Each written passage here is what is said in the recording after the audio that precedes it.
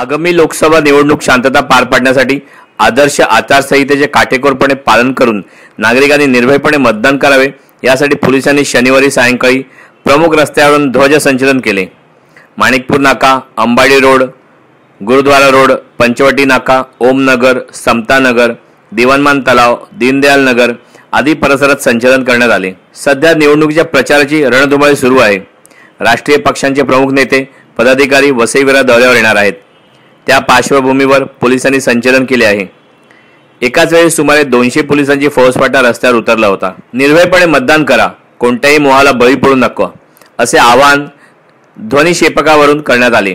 संचलनामध्ये वाहनांचे ताफ्यासह पोलीस उपाधीक्षक अश्विनी पाटील यांच्यासह पोलीस निरीक्षक राजेंद्र कांबळे, सहाय्यक निरीक्षक, उपनिरीक्षक, हवालदार, कॉन्स्टेबल, होमगार्ड, राज्य राखीव दलाचे जवान, जलद कृती दल, रेल्वे सुरक्षा दलाचे जवान सहभागी झाले होते। आजचा हा जो काही रूट मार्च होता हा सार्वत्रिक निवडणूक 2019च्या पार्श्वभूमीवर घेण्यात आलेला आहे। यामध्ये माणिकपूर पोलीस स्टेशन, त्याच्यानंतर रेल्वे प्रोटेक्शन फोर्सचे जवान आणि RCPचे जवान, वाहतूक कर्मचारी यांचा समावेश होता।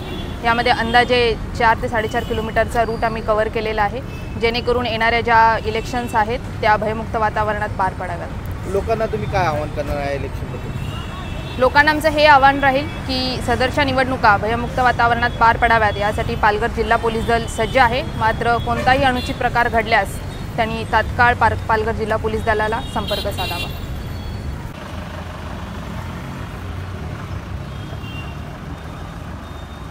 निवडणुका 2019 त्या अनुषंगाने पालघर पोलीस दलातर्फे माणिकपूर पोलीस स्टेशन अंतर्गत आजचा हा रूट मार्च काढण्यात येत आहे।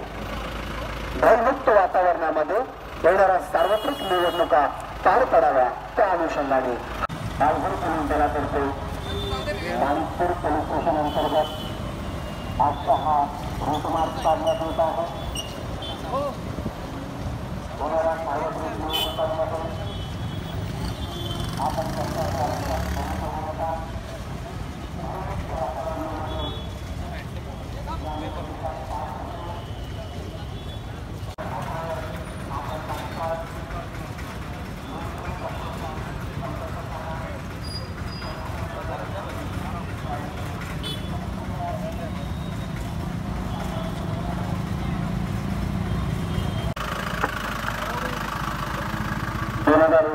सार्वत्रिक निवडणुका अतिशय भयमुक्त निवडणुका पार पाडायच्या आहेत।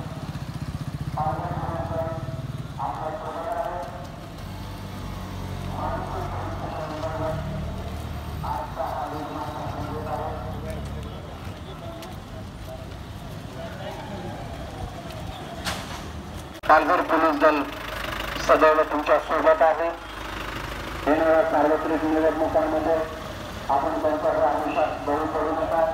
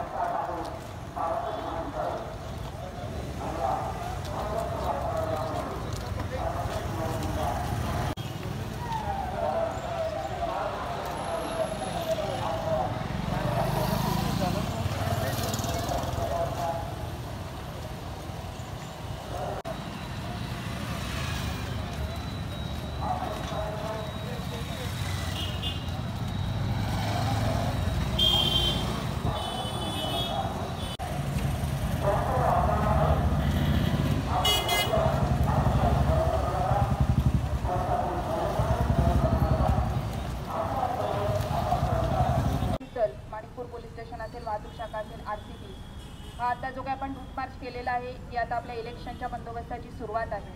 यानंतर तुम्हाला असंच सतर्क राहायचं आहे, सज्ज राहायचं आहे आणि सगळ्यात महत्त्वाचं फिजिकली फिट राहायचं आहे। आता आपण रूट मार्च केला एवढ्यामध्येच तुम्ही थकून गेलेले तर